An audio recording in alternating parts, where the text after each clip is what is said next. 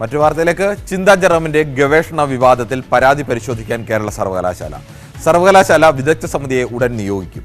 പ്രബന്ധം നേരിട്ടുള്ള പരിശോധനയ്ക്ക് വിധേയമാക്കും. കൂടുതൽ വിവരങ്ങളുമായി ഐശ്വര്യ അനിലാണ് ചേരുന്നത്. ഐശ്വര്യ, എന്താണ് ഇങ്ങനെ ഒരു പരാതി ലഭിച്ചതിന്റെ അടിസ്ഥാനത്തിലാണ് ഇങ്ങനെ ഒരു പരിശോധനയ്ക്ക് സർവകലാശാല തീരുമാനമെടുത്തത്? എന്താണ് തുടർ നടപടികൾ?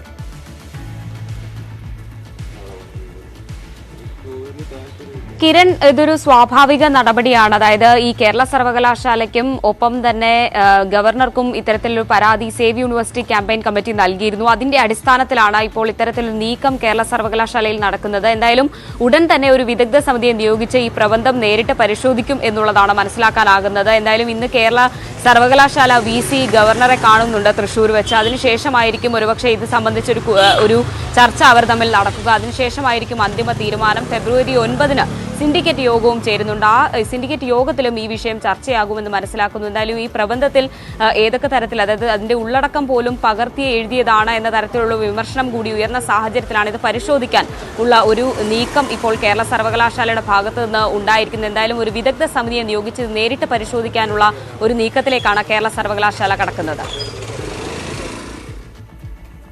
ഈ പരാതി ലഭിച്ചതിന്റെ അടിസ്ഥാനത്തിലുള്ള ഒരു സ്വാഭാവിക നടപടിക്രമം എന്നതിനപ്പുറത്തേക്ക് ഇപ്പോഴത്തെ വിവാദങ്ങളുമായിട്ടൊക്കെ ബന്ധപ്പെട്ടാണോ ഇങ്ങനെ ഒരു പരിശോധനയ്ക്ക് സർവകലാശാല തീരുമാനിച്ചിരിക്കുന്നത്?